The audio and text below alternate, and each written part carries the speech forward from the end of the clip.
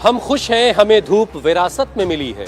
अजदाद कुछ पेड़ भी बो गए होते, पेड़ तो बोए गए थे मगर विरासत की जंग में शायद मुरझा रहे हैं। और इस बार ये विरासत की लड़ाई और बड़ी हो चुकी है। पूर्व केंद्रीय मंत्री मोहम्मद तस्लीमुद्दीन के दो बेटे आमने सामने हैं। साल 2020 में सिटिंग एमएलए शाहनवाज आलम का टिकट काटकर आरजेडी ने बड़े भाई सरफराज आलम को यहां से उम्मीदवार बनाया। तब शाहनवाज आलम ने ओवैसी की पतंग की डोर थाम ली और जीते भी, बड़े भाई को हराया भी। साल 2025 में आरजेडी ने छोटे भाई शाहनवाज को ही यानी सिटिंग एमएलए को अपना उम्मीदवार बनाया है। तो बड़े भाई सरफराज आलम ने प्रशांत किशोर का बस्ता अपने पीठ पर लाद लिया है। उधर नीतीश की तरफ से मंजर आलम जोकीहाट से उम्मीदवार हैं, तो ओवैसी की तरफ से मुर्शिद आलम इस बार पतंग की डोर थामे हुए खड़े हैं।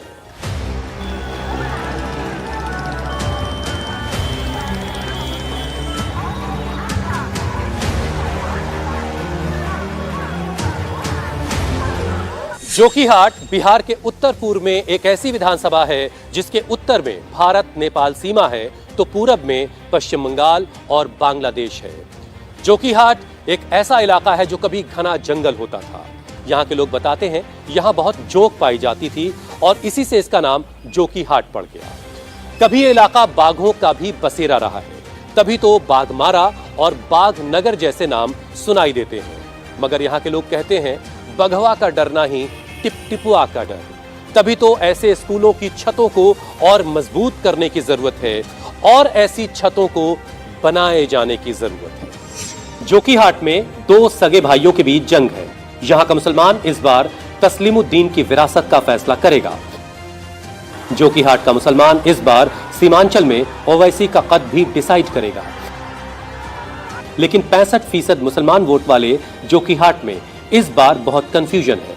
4 बड़ी पार्टियों ने 4 मुसलमान उम्मीदवार उतारकर खेल दिलचस्प बना दिया है। जोकीहाट से कोई भी पार्टी जीते, कोई भी हारे, फिर भी लगभग ये तय है कि विधायक मुसलमान ही बनेगा। लेकिन 4 बड़े मुसलमान उम्मीदवार होने के चलते भाईजान किसके साथ जाएं, ये फैसला करना थोड़ा मुश्किल हो गया है। 2% वाला डिप्टी सीएम बनेगा और 17% वाला दरी बिछाएगा। ओवैसी का ये डायलॉग जोकीहाट में खूब चल रहा है। सीमांचल से सीएम वाला दांव भी काफी असर दिखा रहा है। लेकिन चर्चा सबसे ज्यादा सरफराज और शाहनवाज के बीच लड़ाई की है। यहाँ पर से कौन मजबूत आपको दिखाई दे रहा है? सरफराज जो जन सुराज से खड़े हैं या शाहनवाज साहब जो सिटिंग एमएलए रहे, एआईएमआईएम में थे, अब आ गए हैं आरजेडी में? कौन आपको मजबूत दिखाई दे रहा है? अभी तो महागठबंधन का शाहनवाज आलम साहब ही मजबूत दिखाई दे रहे हैं। हाँ। और सबसे ज्यादा मजबूत भी हैं। तो इधर तो बड़ा जोर जो है ओवैसी साहब का है। लोग कह रहे हैं कि एक तो कम से कम डिप्टी सीएम होना ही चाहिए भाई। डिप्टी सीएम 3% वाला डिप्टी सीएम होगा, 14% वाला मुख्यमंत्री बनेगा, 17% वाला खाली दरी बिछाएगा। नहीं, आरजेडी ने तो घोषणा दिया कि मुस्लिम भी हम एक डिप्टी सीएम बनाएंगे। नहीं, ऐसा कौन सा ऐलान हुआ?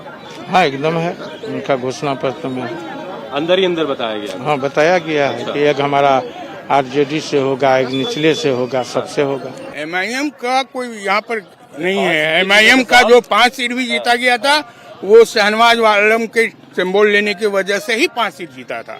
वो एमआईएम का अपना गिराफ नहीं है। अगर एमआईएम का गिराफ है तो आप जाके देखो अमोर में, जहाँ से उसका सदर लड़ रहा है, खदेरे जा रहे हैं। कोई क्या गिराफ है उनका? एमआईएम को कोई गिराफ नहीं। जब वो हैदराबाद में 9 सीट नहीं ला सकता है तो बिहार में आकर के सिर्फ सीमांचल में मुस्लिम बाहुल्य क्षेत्र में हल्ला करने से तो आप मुसलमानों की हिस्सेदारी की बात करते हैं, वो मेरी आपको बात सही तो लगती है, गलत लगती है? बिल्कुल गलत है। गलत है। बिल्कुल, जब तक सेकुलर लोग एक साथ नहीं हो सकते हैं, चाहे वो किसी भी जात का हो, अच्छा, तो हिस्सेदारी कहाँ से हो जाएगी? आप खाली माइक में हिस्सेदारी करोगे। मुसलमानों की हिस्सेदारी के बारे में कभी ख्याल आता है क्या?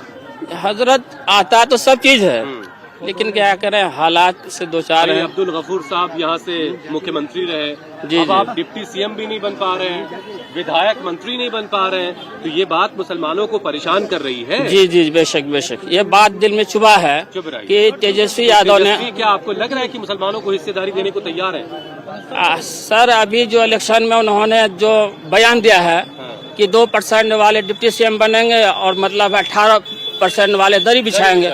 ये उनके बयान से बहुत सारे हालात जो है मायूस कुन हो गए हैं। ओवैसी साहब के बयान से? नहीं, तेजस्वी साहब के बयान से कि 18% वाले जो है दरी बिछाएंगे, 2% वाले डिप्टी सीएम बनेंगे। इस वजह से मतलब है कुछ थोड़ा सा तना माहौल चल रहा है। आज ओवैसी जी आ रहे हैं, चाहे मोदी जी आ रहे हैं, ये सब मुद्दा जो उठाते सिर्फ हिंदू मुसलमान का आज के डेट में इंडिया में 15 साल से चल रहा है।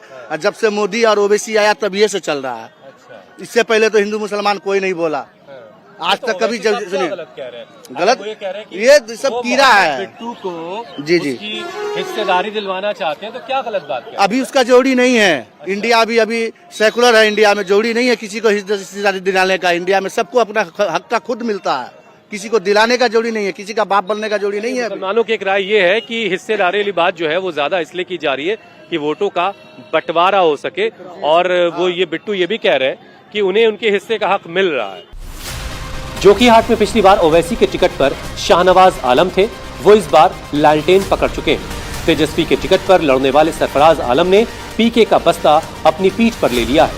पार्टियों की अदला बदली ने लड़ाई और दिलचस्प बना दी है। जोकीहाट में सभी की नजर नीतीश के खाते वाले मुसलमान वोट पर टिकी है।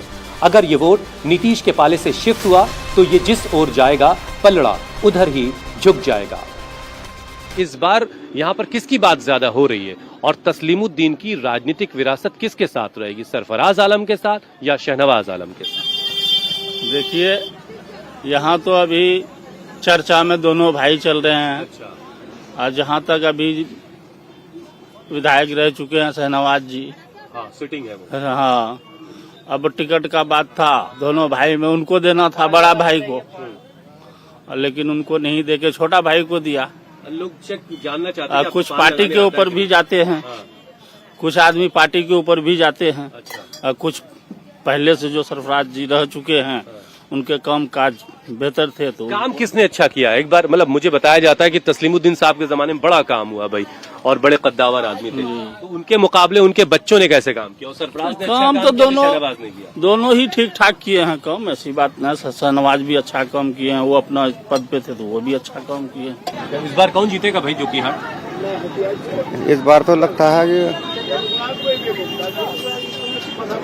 तीनों तो टकरे में है। जीतेगा तो अच्छे। हाँ, अभी तो अनुमान नहीं लगता है कि कौन जीतेगा। अच्छा, जीतना कौन चाहिए? अच्छा, आपकी समझ से? हाँ, आपकी समझ से जीतना किसको चाहिए? तो हमारा समस्या तो जितना तो किसी को सरफराज को चाहिए। सरफराज, जनसुराज पार्टी वाला? हाँ, यहाँ पे सिर्फ सरफराज का ही बोलबाला। सरफराज आलम, जी। प्रशांत किशोर जनसुराज की जी, पार्टी? जनसुराज पार्टी से। अच्छा, तो फिर लोग कहेंगे कि भाई जनसुराज के 2-4 विधायक अगर जीत गए, 10-5 जीत गए, जी, तो उससे जी। होगा क्या? उससे होगा तो नहीं। बाकी देखिए, पक्ष विपक्ष, अगर विपक्ष मजबूत है तो पक्ष जो सत्ता में है वो काम करेंगे। तो विपक्ष रहेंगे, इसके पास जाएंगे, हो सकता है पार्टी सपोर्ट भी कर सकते हैं। ये भी हो लग रहा सकता है है। तुमको प्रशांत किशोर कुछ कर रहे हैं? प्रशांत किशोर का देखिए, ये तो नहीं कर सरफराज ये आलम के नाम पर जाएगा। हाँ, यहाँ वोट तो सरफराज आलम के नाम पे है। सरफराज आलम। ठीक है, वो पहले देखिए ओवैसी वो साहब निर्दलीय को भी जब आते तो भी जीत जाते। हाँ, तो भी जीत जाते वो। ठीक। तो शाहनवाज टक्कर हाँ, में नहीं है ओवैसी क्या? के बारे में आप बोल रहे हैं? शाहनवाज टक्कर में नहीं है? नहीं, टक्कर में कोई नहीं है। कोई नहीं है। अच्छा। ओवैसी साहब कैसे लग रहे हैं? हाँ, ओवैसी साहब के बारे में, ओवैसी साहब ठीक है, बहुत अच्छे आदमी, बैरिस्टर भी है। ठीक है, बाकी वो एक हिंदू मुस्लिम में बांट रहे हैं। ठीक है, सरफराज आलम की ज्यादा बात हो रही है अभी जहाँ बैठे हम लोग। आपकी समझ से किसको जीतना चाहिए? ये बात सही है, जोकीहाट में तो वही है और बाकी कोई नहीं है। अच्छा, और थोड़ा पीछे भी हम थे तो वहाँ पर बात हो रही थी शहनवाज की ज्यादा। ओ शाहनवाज कुछ नहीं है। शाहनवाज आलम के पाला बदलने से पतंग की डोर काफी कमजोर हुई है। इसे मजबूती देने के लिए बैरिस्टर असदुद्दीन ओवैसी खुद 2 बार जोकीहाट आ चुके हैं। ओवैसी हारे या जीते, लेकिन उनकी रैलियों की भीड़ ने विरोधी खेमे में बेचैनी जरूर बढ़ा रखी है। प्रशांत किशोर भी सीमांचल में अच्छी खासी भीड़ जुटाकर मुसलमान वोट को लेकर अपनी ताकत दिखा रहे हैं। यानी ये बात कंफर्म है कि किसी के हिस्से में कम और किसी के हिस्से में ज्यादा, लेकिन जोकीहाट के 65% मुसलमान वोट में 4 डिवीजन होंगे। इसीलिए यहाँ का हिंदू वोट भी इस बार काफी इंपॉर्टेंट हो गया है। जोकीहाट में प्रशांत किशोर की जनसुराज पार्टी के उम्मीदवार हैं सरफराज आलम। एक बड़े राजनीतिक घराने से आते हैं, तस्लीमुद्दीन साहब के बड़े बेटे हैं वो, और एक बड़ा नाम है इस इलाके में। और प्रशांत किशोर की पार्टी का जो सिंबल है वो ये है, ये बस्ता। उनका जो विजन है, एक बहुत क्रांतिकारी बातें कर रहे हैं वो, कि वो बिहार में शिक्षा में एक बड़ा बदलाव चाहते हैं और साल 2 साल में ऐसा नहीं होने वाला। वो कहते हैं कि इसके लिए 8-10 बरस लगेंगे, और अगर कोई कहता है कि साल 2 साल में तस्वीर बदल देंगे तो वो झूठ बोलता है, गुमराह करता है, वो ये भी बात कहते हैं। लेकिन मैं चूंकि जोकीहाट में हूँ इस वक्त, तो यहाँ की एक तस्वीर आपको दिखाता हूँ। ये देखिए, ये किसान कॉलेज है, 1984 में बना, और ये इंटर कॉलेज की विंग है। और मेरी इस तरफ घूमेंगे जब फरमान, तो आपको दिखेगा वो डिग्री कॉलेज विंग है। लेकिन डिग्री कॉलेज में 2022 के बाद से कभी कोई पढ़ाई लिखाई नहीं हुई। आप वहाँ की इमारत को करीब से फरमान अगर आपको दिखाएंगे तो आपको दिखेगा कि हालत कुछ ऐसी हो रही कि बस क्या कहना। सामने हॉस्टल भी है इस तरफ, और इंटर कॉलेज जो मैंने पहले इमारत आपको दिखाई, वहाँ आज ताला लगा हुआ है। प्रिंसिपल साहब इलेक्शन की ड्यूटी पर चले गए हैं कहीं, तो बच्चों की पढ़ाई लिखाई बंद है। क्या नाम हुआ जी तुम्हारा? सर मोहम्मद अतहर। अतहर जी। कभी देखे यहाँ पढ़ाई लिखाई होती? सर यहाँ टीचर तो है ही नहीं, तो बाकी बच्चे सब क्या होगा? जब कुल 7 स्टाफ है, जिसमें एडमिनिस्ट्रेटिव भी होगा और टीचिंग स्टाफ भी होगा, तो अब आप अंदाजा लगाइए कि कैसे निजाम चलेगा। कौन जीत रहा है इस बार यहाँ पे? यहाँ तो इस बार जनसुराज का है। अच्छा, सरफराज आलम जी, सरफराज आलम। आपका नाम सर? शहबाज आलम। शहबाज आलम साहब, क्या करते हैं भैया आप? मेहनत मजदूरी करते हैं। आप भी यहीं के हैं ना? आपने देखा कभी यहाँ बच्चों को पढ़ते लिखते? नहीं, ये तो सिर्फ बना है, इलेक्शन के टाइम खिड़की दरवाजे लगते हैं, उसके बाद बंद हो जाता है। दिग्गज नेता तस्लीमुद्दीन के एक बेटे पूर्व विधायक हैं, दूसरे बेटे मौजूदा विधायक हैं। पिछली लड़ाई में छोटा भाई बड़े भाई पर भारी पड़ चुका है। दोनों भाइयों के बीच ये दूसरी बार सियासी फाइट हो रही है, और नजर इस बात पर टिकी है कि यहाँ का भाईजान मोहम्मद तस्लीमुद्दीन की फैमिली में किसके साथ जाएगा और किस पर भरोसा दिखाएगा।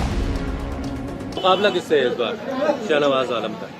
देखिए, शहनवाज आलम का मुकाबला नहीं है, जोकीहाट में इस बार मुकाबला एक तरफ राजद है, महागठबंधन है, सेकुलर फोर्सेस हैं, दूसरी तरफ समाज में जो नफरत फैलाने वाले हैं, अच्छा, दूसरी तरफ वो है। एक जेडीयू भाजपा है, जो बरसों से उनका गठबंधन रहा है। दूसरा एक बीजेपी का बी टीम है। तीसरा एक ऐसा ताकत है जो अपने राजनीतिक सूझबूझ से, अपने षड्यंत्र से भाजपा को केंद्र में काबिज करके रखा है। एक बड़ी विरासत है जोकीहाट की, आपके वालिद की, आपके अब्बा की, मोहम्मद तस्लीमुद्दीन साहब की। उस विरासत की जंग इस टाइम दिखाई दे रही है। 2 सगे भाई नो आमने सामने है, कोई जंग नहीं। सियासत में न कोई भाई होता है न कोई बाप होता है। जो जनता की काउच पर, मेरा परिवार जनता है, अच्छा, मेरा खानदान जनता है। थोड़ी भूल चूक हुई थी, वो सोच रहे थे जनता को लगातार, उनको लगा कि एक नया आयाम के साथ नई बात, लेकिन देखा कि भ्रष्टाचार उतने, अफसरशाही उतना, विकास रुक गए। सोचा कि फिर अपना बेटा को ही लाओ। अररिया का जोकीहाट भी गरीबी, पलायन और बाढ़ का मारा है। यहाँ पुल भी खूब दिखाई देते हैं। पुल बने तो पुल गिरे भी खूब। बहुत तो ऐसे भी बने जिन पर चढ़ने वाली अप्रोच रोड ही नहीं बनी, और कुछ ऐसे ही विकास होता रहा। कहने को नेशनल हाईवे भी है। जो लोग अपने घर बार को छोड़कर इन्हीं रास्तों से गए, वो बस तीज त्योहारों में लौटे। वोट के सवाल पर तस्लीमुद्दीन की विरासत की बात ज्यादा होती है। कहीं सरफराज तो कहीं शाहनवाज आलम का शोर है। इसी बीच ओवैसी की पतंग भी सियासी हवा तलाश कर रही है, तो नीतीश के मंजर आलम भी लड़ाई में हैं। मगर वो लोग जो अपना घर बार छोड़ गए, वो भी ये दावा करते हैं, ये माना कि विरासत में मिली है खाना बदोशी, मगर हम अपना घर छोड़कर जा नहीं सकते। जोकीहाट से कैमरा पर्सन फरमान मलिक के साथ मैं हुसैन रिजवी, इंडिया टीवी के लिए।